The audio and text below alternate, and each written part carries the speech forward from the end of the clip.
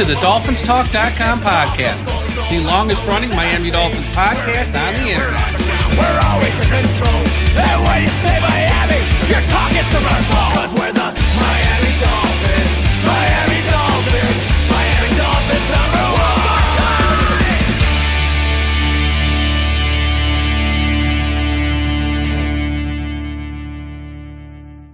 Hello, Miami Dolphins fans. How are you today? And thank you for listening to the DolphinsTalk.com podcast on this Tuesday, December the 30th, 2025. Only a couple more days left in the year. And this is also the 25th anniversary of the last Miami Dolphins playoff win.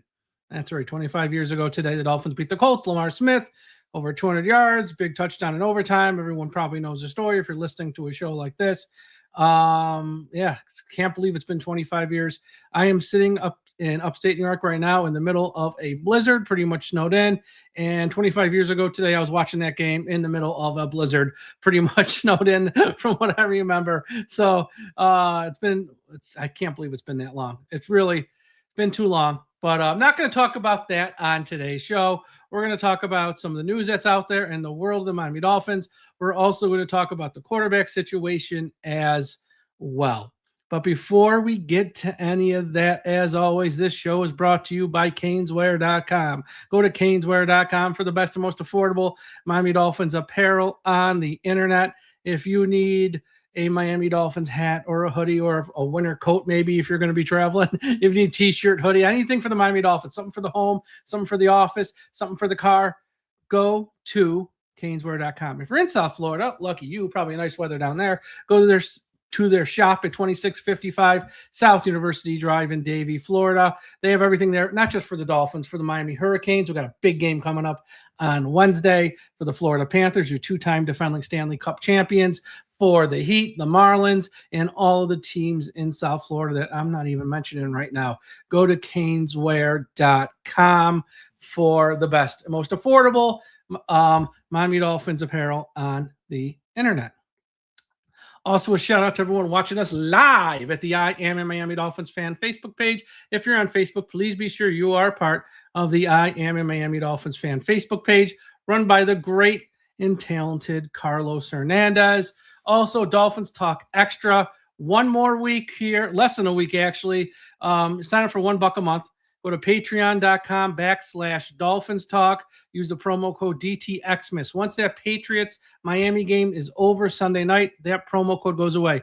First month, $1, and then it jumps up to $3 after the first month. Extra podcasts, some about the Dolphins, some not. Private message board, which is much more chill and laid back situation than social media. Contests and prizes where we give away autographed helmets, autographed jerseys. So patreon.com/Dolphins Talk. Promo code DTXMISS. All right. Before we get into some of the news, I have to offer a retraction and apology. If you listen to the post-game wrap-up show on Sunday night, I made a mistake. I slipped up, and I'm going to own up to it. I said that that there was another podcaster out there who compared Quinn Ewers to Theo Weiss to Marino to Clayton.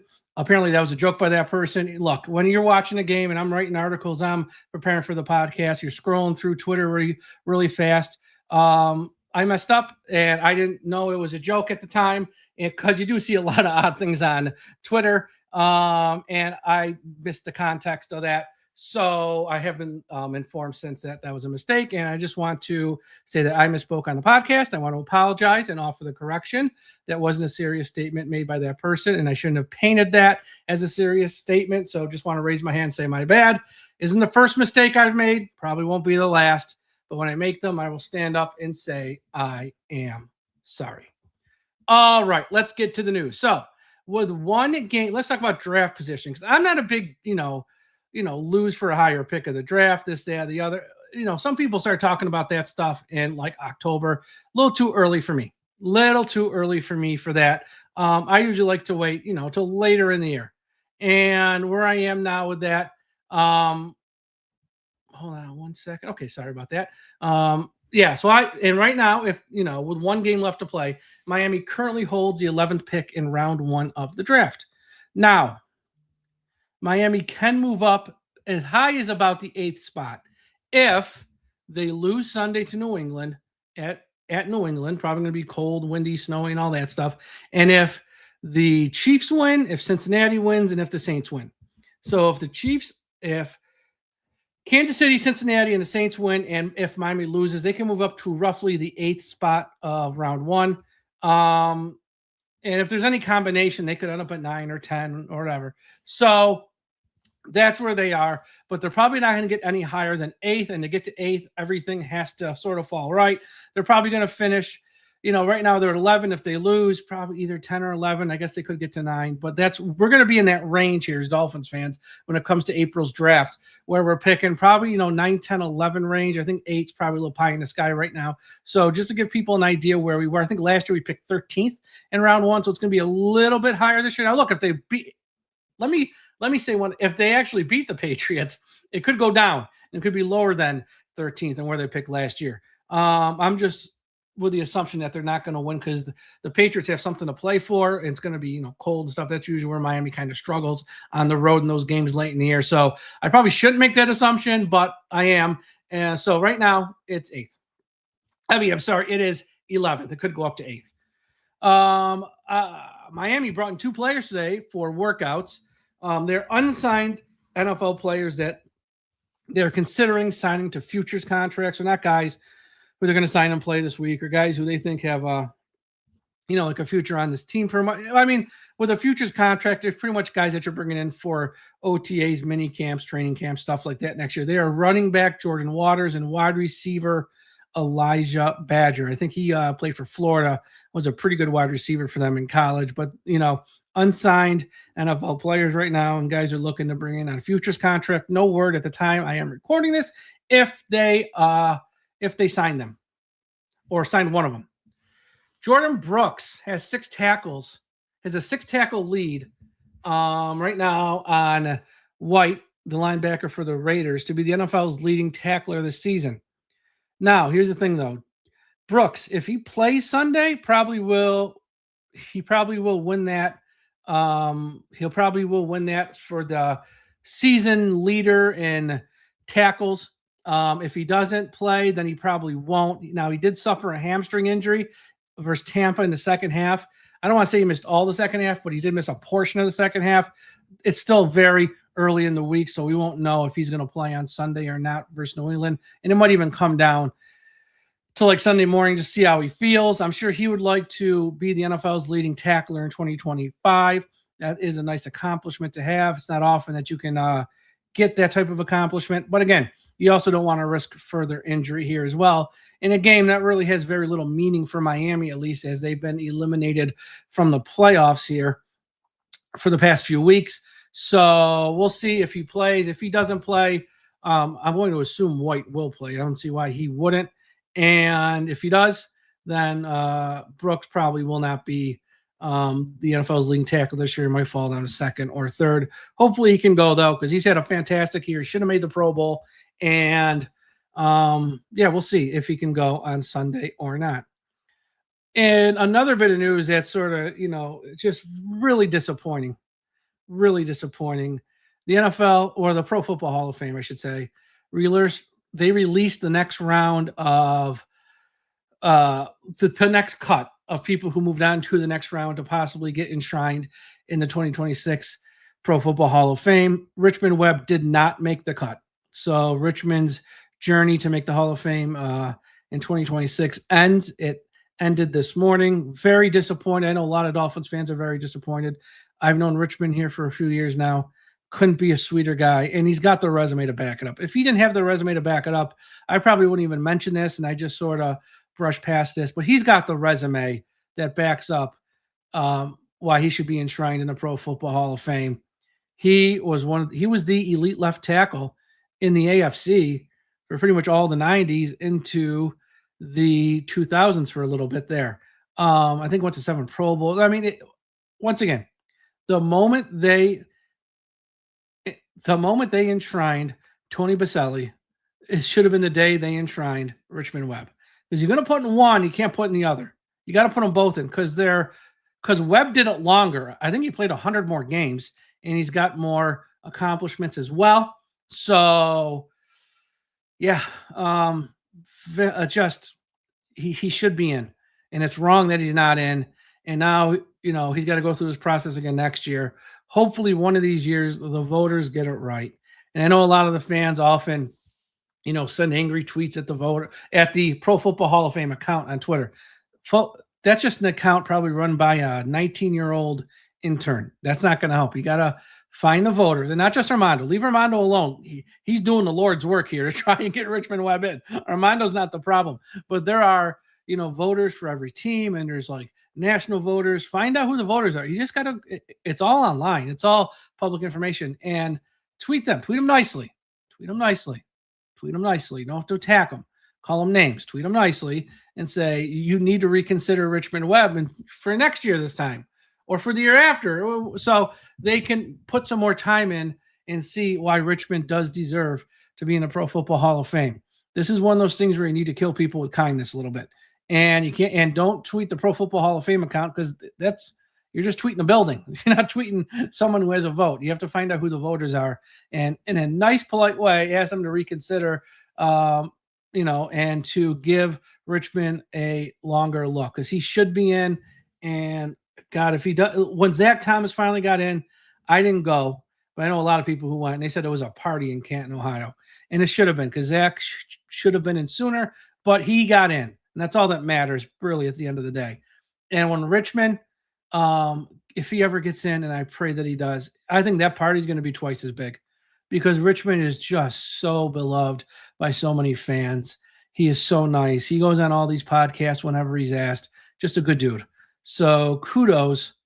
It's unfortunate that he didn't get in this year, but hopefully he will here in the next year or so, because he belongs. Miami's schedule of opponents for next season is all but set. So not the schedule, but the list of opponents. There's only one game that's outstanding still. I don't know if I talked about this on a previous show, so I won't spend a ton of time on it, but I do want to mention it real quick. And that is, here's their opponents. So obviously at home, Bills, Jets, Patriots. Okay. They got the Chiefs at home, which could be good if you play them September, October, and there's no Mahomes. Could be bad if you're playing them late in the year and Pat Mahomes is back. You got the Chargers with Harbaugh and Herbert. They were just here this year. They're coming back next year. Then you got Cincinnati at home. They were just here a week ago. They whooped us. And then you got the Chicago Bears and the Lions at home. That's not going to be easy. So Bills, Patriots, Jets, Chiefs, Chargers, Bears, Lions, Bengals. Outside of the Jets, there is not an easy game in that bunch. That is a tough home schedule next year. And I know year to year, teams change, guys leave, that stuff. Look, the Bills and Patriots are going to be good. The Chiefs are always going to be tough no matter what. The Chargers are a tough team. Chicago is a team on the rise. Cincinnati, if they're healthy, good luck stopping that offense. And then you got the Lions with Campbell. That's a tough home schedule. The road schedule, you got your Jets, Patriots, Bills, like always. You got at the Broncos. That's no walk in the park. At the Raiders. Okay. Then you got to go to Green Bay. That's never easy. To Minnesota. That's not easy. Go back to Indy, who they beat us pretty bad this year. And then the last road game, going to be a West Coast trip. Either Seattle, San Francisco, or the Rams. Now, right now, it would be the Rams, but that's still in flux. We got to see how this weekend plays out. But you're going to have if you're at the Rams, at Seattle, at San, that's a hard game. So you got to go to Denver, to Green Bay, to one of those teams in the NFC West, back to play the Colts, who kicked our butts this year. You got to play the Vikings. It's never easy on the road. That's a loud stadium. That's a tough schedule next year. I'm sure we'll talk about that more here as the year goes, as more into the offseason, more we get to May when the actual schedule comes out. But the list of opponents is set. Cincinnati was one of the games that's locked in now. The Colts is one of the games that's locked in now. And then the NFC West game, Seahawks, Rams, 49ers, we'll find out on Sunday evening. I forgot to mention super chats are open as well. I did get a super chat I'm going to read here in a second. If I'm live. If you're watching this live on YouTube, it's a Tuesday afternoon. I got some free time. I'm like, why wait till tonight to do the show? Let's just pop on and do it now. If you're watching live, leave me a super chat. I will read your comment on the air. I'll read your question on the air. It's the best way to support our site and what we do, our channel. So those are much appreciated. Leave us a super chat on YouTube. We did get one here from R Eric 13. Hi, Mike. Appreciate you. I'd say if Quinn doesn't stink up the place on Sunday, I'd ride with him and get a vet.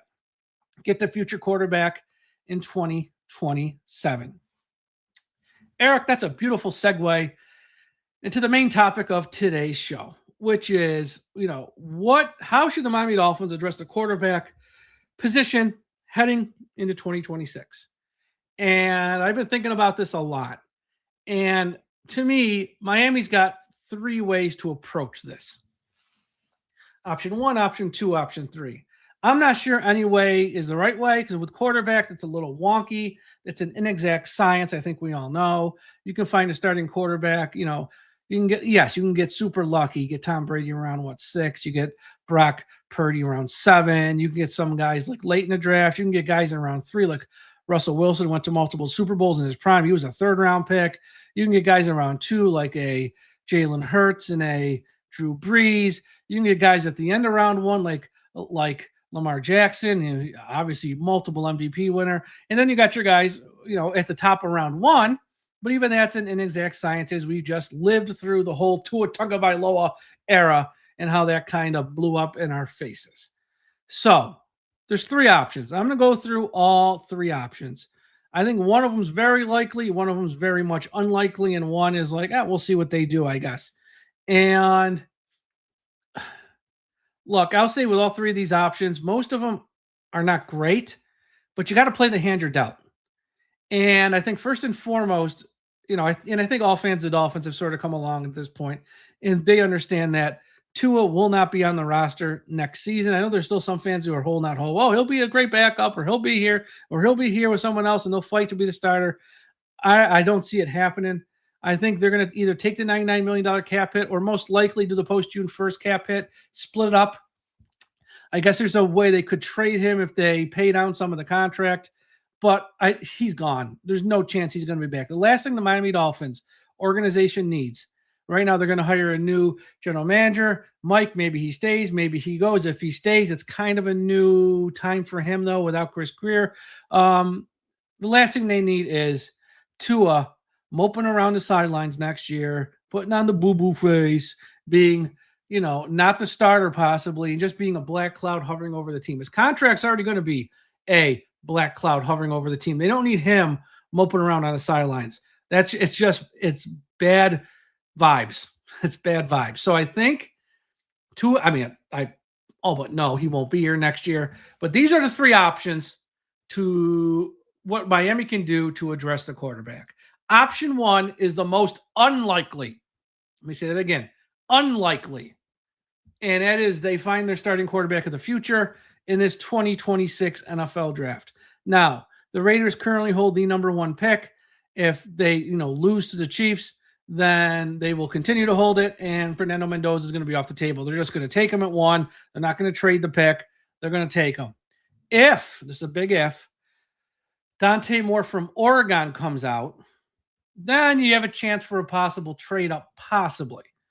Only if the Giants hold the number 2 pick. They currently do. We'll see after this next week's of games if they do. Miami could make a move if they like him. Now, that's the other thing. They might not like Moore. They might even like Mendoza. They might not like Moore, though. So to trade up to get him, well, first they got to like him. They have to feel like he's the guy. And if they do, they're going to have to, part with a couple first-round picks. Probably going to have to throw Waddle in a trade, especially if it's the Giants, who are dying to get him back in October. You're going to have to probably part with a second. You're going to have to part with a bunch of picks and Waddle to move up to get someone like Moore. One, who knows if he's even going to come out? He might head back to school. It's a 50-50 sounds like right now from the people all around him and stuff I've read. That's number 1. Number 2, who knows if Miami will even like him? That's number 2. And 3, who knows who's going to hold the pick at number 2 where Miami could trade up. If it's the Giants, yeah, they have a chance. If it's the Jets or Browns, probably not. So there's that. Now, Ty Simpson, again, don't know if he's coming out or not. Now, he's a guy Miami might be able to get at pick 9, 10, or 11. Because he's not a guy who's probably going to go top 3 or top 5 of the draft. I think Mendoza, he'll go number 1. He'll go to the Raiders. He'll start week 1. Moore, I don't know if he'll start week 1, but he'll start sometime next year. Ty Simpson, if he comes out, is someone you might want to put on the bench for a year, or at least like 3/4 of the year. Maybe next November you'll play him or something. We'll see. And again, no word if he's going to come out. Yep, everyone's waiting till after Alabama's done with their playoff run. And again, Miami has to like him. You know, if they don't like him, they're not going to take him, but they have to like him. So there's that. And, you know, I know a lot of fans, and I didn't want to hear it. I don't want another quarterback from Alabama. Stop. That's silly. First off, not the same guy. They didn't play for the same coach. Well, at least now he's not playing for the same coach. And it's like saying I don't want anyone from Oregon because we once missed on Jordan to pick number 3. Stop. That's just dumb. You know, and you know, Ty Simpson's a guy who's going to go in round 1 when he comes out. If it's this year or next, he's a round 1 guy. So again, if Miami likes him, you know, he might be there at pick 10, 11, or 12. Where they don't have to make a trade up. Now, maybe they got to trade up a spot or 2 to like 9 or 8 or 7. Okay, whatever. Not the end of the world there. But we'll see. We'll see. So those are 3 guys there. And here's the other guy I would keep an eye on. Garrett Nussmeier out of LSU is an interesting name. Now, he's the guy you don't have to take in round 1. He's a guy who's going to go in rounds 2 or 3 probably. Now, if he came out last year, he was probably going to go late round 1, top of round 2. That's where everyone kind of had Nussmeier. He went back to college, though. He went back to LSU. And he had some injuries this year. LSU, everyone knows, was a mess with Brian Kelly, then the Lane Kiffin thing after the season. Like, LSU was a disaster this year. He was hurt a lot of it. I don't even think he played the last month of the year. Nothing major, but he was hurt, you know. He's a guy in round 2 or 3 you might want to take a flyer on. Because you could draft him, you could sit him, you could develop him, and then in a year or so, he's your starter, or like a year probably. And what I like about Nussmeier is this. He's a son of a coach. His father is the offensive coordinator for the Saints. You know, he knows football, lives football, breathes football, and he's got a lot of traits that you like. And I think maybe not even round 2, but with 3 picks in round 3 that Miami has, if he's there in round 3, good God, take him. Take him. I think that would be a good pick. But who knows? We'll see. Again, Miami has to like him as well, so there's all that. And plus, you kind of got to know who the head coach is going to be to see if he even fits the offensive system that will be in place. If it's Mike McDaniel, he's a perfect fit. Fits like a glove. If it's not Mike McDaniel, not. But option 1 is you look at this year's draft and you look at, these guys. And again, it's not likely because if the Raiders hold on to the top pick, take off Mendoza, Moore, and Simpson, they might head back to school. So there's that. And then Nussmeier, taking a guy. Here's the deal, though. If you take a guy in round 2, that's your quarterback of the future. It just isn't this league because that's a high pick to spend. Maybe he doesn't play right away, but that's your quarterback of the future. But that's option 1. You look at this year's draft. We got Quinn Ewers, but we're going to get someone in like round 1 or 2, maybe even 3. That's going to be our future. That's our quarterback. Unlikely. I don't think that's going to happen for Miami this year. On the 30th of December, that's my educated guess. Option 2 is the most realistic option, I think. And this is the one I think most fans are going to probably hate. So you got Quinn Ewers, who was okay versus Cincinnati, not great. Versus Tampa Bay, a little bit better. And they won the game, which should count. And we'll see what he does this week for the Patriots. But I think no matter what happens this week versus the Patriots, you got Quinn Ewers is going in next year, probably at worst your number 2 quarterback, at best someone who's going to compete to be the starter. And I think what you do is you go out there and you sign a bridge veteran quarterback on a 1-year deal, maybe a 2-year deal, I guess. I don't know, probably 1-year deal. And those 2 guys compete in training camp to be the starting quarterback next year. Now, the names of these quarterbacks aren't going to get you excited. The names of these quarterbacks are going to tell you that 2026, again, with the schedule of opponents I just read, it's going to be a bad year. But again, and you're probably not going to make the playoffs with any of these names I mentioned. But these are the guys who are out there. Again, you got to play the hand you're dealt. If somebody's under contract, they're not available. These are the guys who are going to be free agents. Let me just go through the names real quick. These aren't all the names, but these are the ones that you would even put in the competition to be a starter. Tyrod Taylor, Russell Wilson, Marcus Mariota, Jimmy Garoppolo, Joe Flacco, Kenny Pickett, Mitchell Trubisky, Trey Lance, Carson Wentz, and you can always bring back Zach Wilson. So this approach, which seems like the most likely, because Miami, their salary cap is going to be a mess because they're going to have to do something with the quarterback, take a huge cap hit any way you slice it. You got Quinn Ewers, and you have Quinn Ewers and Tyrod Taylor compete for the starting job next year. You have Quinn Ewers and Joe Flacco compete for the starting job next year. You have Quinn Ewers and Kenny Pickett compete for the start. It's not ideal. And you're going to not be excited heading into the 2026 season. Okay? You're just not. But you might have to do that for a year. And then in the 2027 draft, you set yourself up. You fix your cap issues this year as much as you can. I know the contract there for Tua might linger into 2027, but okay. But you fix your cap issues this year as much as you can. You build up a roster. You got 5 picks in the top 100. Fix your pass rush. You got no edge rushers. Fix your secondary. Your secondary is a mess. Find a wide receiver because Hill's going to be gone. You use those picks. You fix your roster. And you have, like I said, someone like you have either Quinn Ewers or pick one of these names. Quinn Ewers or Kenny Pickett be your starting quarterback next year. And then in 2027, that draft's going to be loaded with quarterbacks. You got Arch Manning, Lenore Sellers, Raiola from Nebraska, Sam Levitt, DJ Legway, Brandon Sorsby, and you might have Ty Simpson, and you might have Dante Moore as well in that draft. The 2027 draft's going to be loaded with quarterbacks. So if you want to go this bridge route, yes, 2026, if you're starting Quinn Ewers or Russell Wilson or Quinn Ewers or Tyrod Taylor, it's going to stink. They're going to lose a lot of games. They're not going to make the playoffs. You don't need to be Scooby-Doo to understand that. You don't need a crystal ball to make that prediction. It's going to be a bad team, but you got to take your medicine sometimes. And we, had some bad contracts and they had to trade. They're eating a lot. They're still paying Xavier Howard this year on the cap. They're paying, Ramsey, when they traded him a ton of money on the cap. And next year it's going to be Tua. And then they're going to have to do whatever they do with Hill because he's going to get cut. And Chubb's going to be gone. And they might have to cut Minka. So 2026, if you're going to use that as like, quote unquote, a reset year, which it would be with Quinn Ewers competing with one of these guys, Wentz or Lance, for a starting quarterback job, okay. You have to do it for a year, but that 2027 draft, ooh, baby, that's a loaded one, and then that's where you can't miss. You get Arch Manning, Sellers, Levitt, Legway, Sorsby, Raiola, possibly Moore, possibly Simpson. That's a big one. And look, and this is the tricky part, though, when you tie this option into the head coach. If you bring Mike McDaniel back and you give him Mitch Trubisky as quarterback one, or even Quinn Ewers, who's a 7th-round unproven guy, and then you're facing the NFC North and the AFC West, the 2 toughest divisions in football on your schedule, the Bills twice and the Pats twice, you're setting Mike McDaniel up to fail. So it's like, why bring him back? I just bring in a new coach and have his first year, which is a honeymoon year anyways. We don't even care about wins and losses. He's just implementing his offense, his scheme, trying to get everyone on the same page. Let him use those 5 top 100 picks with the new GM to bring in guys that fit his scheme.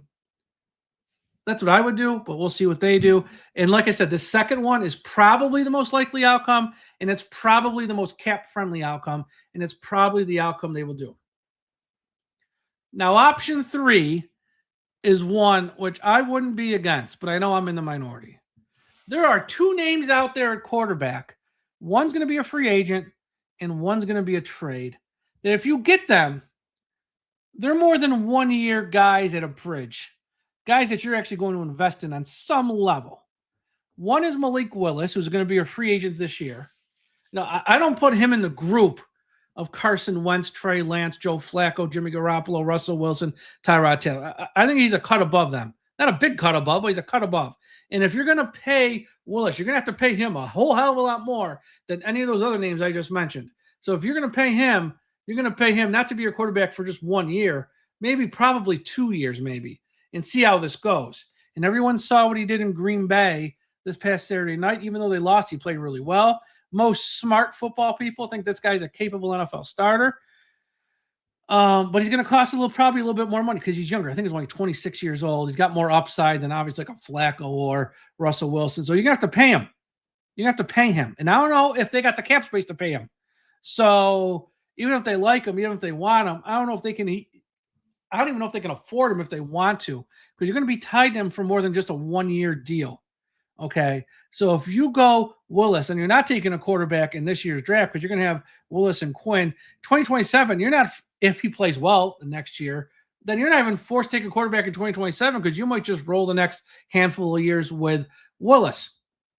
But you're going to have to pay him. And he's going to be your guy for a few years. So that's not like the bridge thing, like I just mentioned. Because I see people here in our chat. How come we not mention Willis? How come we not mention Willis? Willis isn't in the Trey Lance, Carson Wentz, Kenny Pickett category. He's a category above. Those guys, you're given a 1-year deal, and they're only here for a year, and then you're gonna send them away. Willis, if you pay him, you're gonna plan on holding on to him for a few years here, and he's gonna be in the mix to play. That's different. The other name is Mac Jones. I know myself and Tom had a little healthy, spirited back and forth debate on Mac Jones a few weeks back.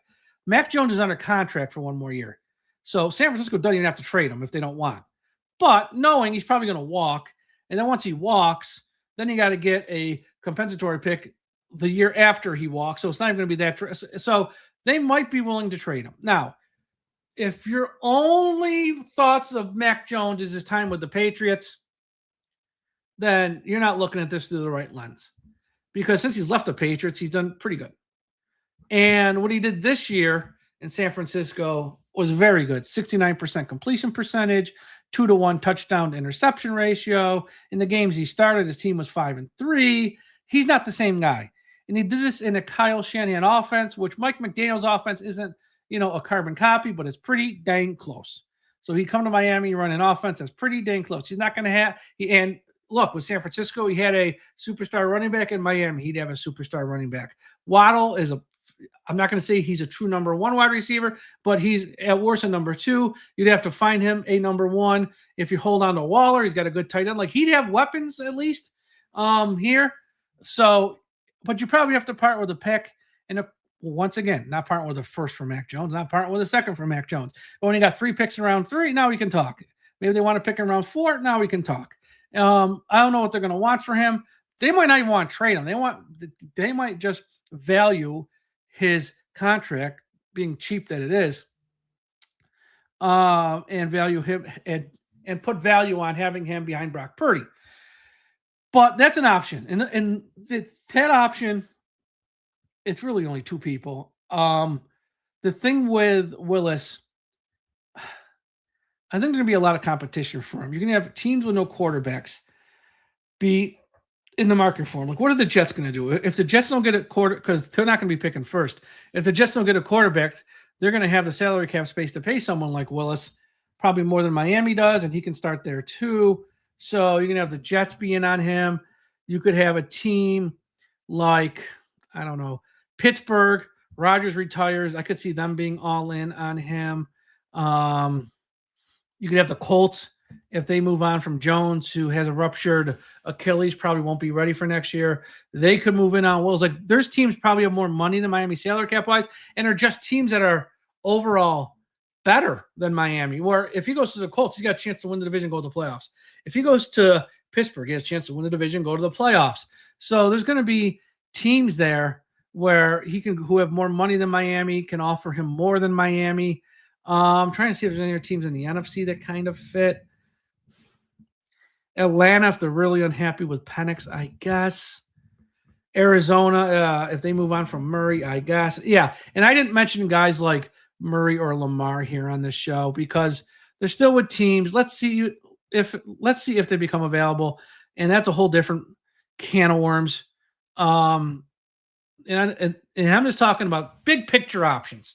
Those are 3 big picture options. I think, like I said, option 1, this year's draft, round 1 or 2, it seems very much unlikely, but it's an option they could take. They'd probably have to move heaven and earth to get someone in round 1, which seems almost impossible.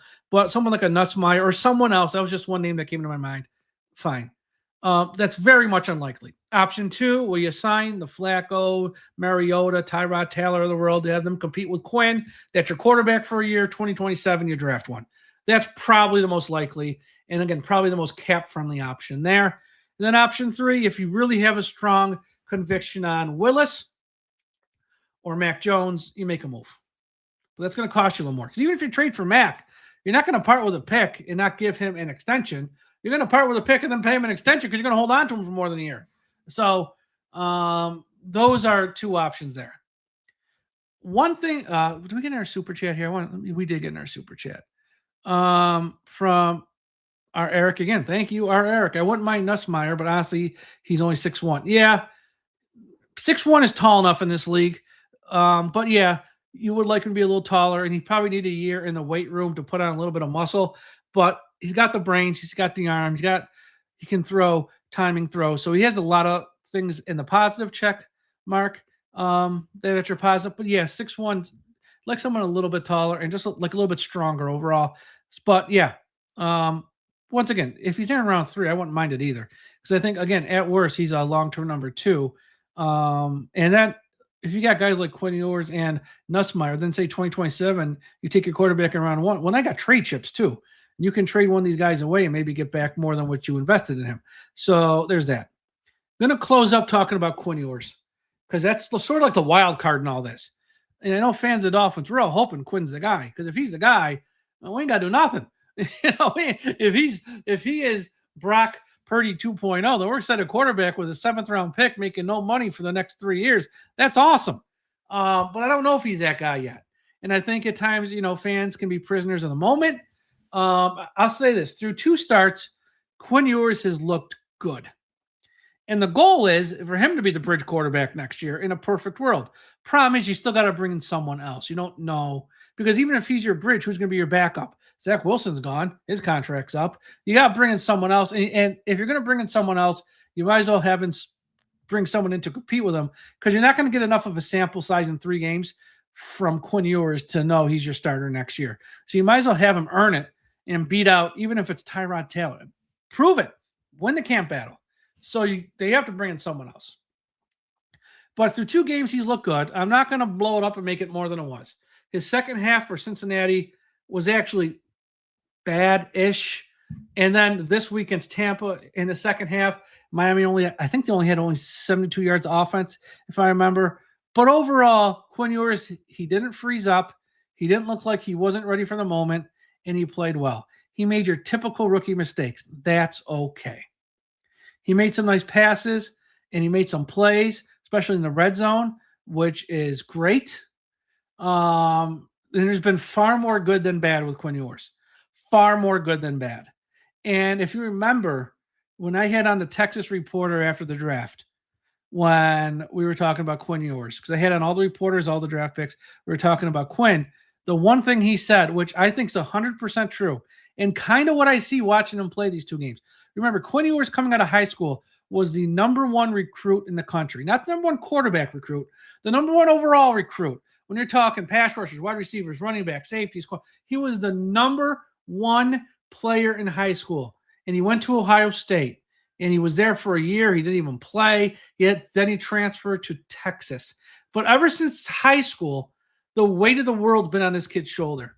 There's been so much expectations on him. At Texas, so much expectations on him. Then Arch Manning gets there, and he's got this legacy kid behind him with the Manning name, and there's pressure on him. He better perform. We're putting in Arch. He better perform. We're putting in Arch. And Ewers had some injuries. He fought through it, and he won. They were in the playoffs, I think, 2 years in a row with him. He's had a lot of pressure on him. When he got picked in round 7, what that reporter said, which was 100% right, this is the first time in Quinn Ewers' life that he has no expectations on him. He can just play football. You're a 7th round pick. You have 0 expectations on you. You're just going out there, slinging the ball, and playing. And what I've seen through 2 games is a kid who's played well, far more positives than negatives. Still got a long way to go, long way to improve. But he looks like a kid who's relaxed, and he's just playing quarterback. And if he's great. And if he stinks, well, I'm a 7th round pick, and what do you expect from me anyways? And he just looks like a relaxed kid playing quarterback, not someone who's got the weight of the world on his shoulders. And for those of you who watch a lot of college football like I do, that's sort of what I see because I saw him a lot at Texas and big games too. So it'll be interesting to see Quinn Ewers go through, year 2 of mini camps, OTAs, training camp, even a training camp battle possibly with his little bit of experience of 3 starts under his belt. There's obvious room to grow. And again, my thought for Quinn is he's probably a long-term number 2 backup quarterback in this league. But if he can be a full-time NFL starter and a successful one, it's just a bonus, all the better. And that's what we're all hoping for.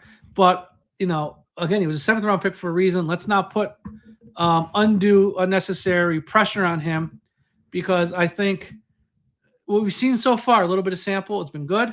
Let's not blow things out of proportion, though, and make it more than it is. Let's see what he does this week on the road in the cold versus a good team in the Patriots. If he plays well this week, then there's more of a reason to have some optimism.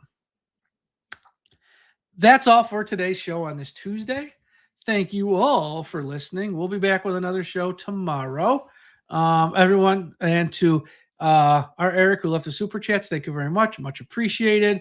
Everyone, if you're watching this on YouTube, live or after the fact, smash that like button, subscribe to the channel, put up a comment in the comment section. You don't have to agree with what I say. Just be respectful and just offer your side of things. It's all cool. We don't have to agree all the time.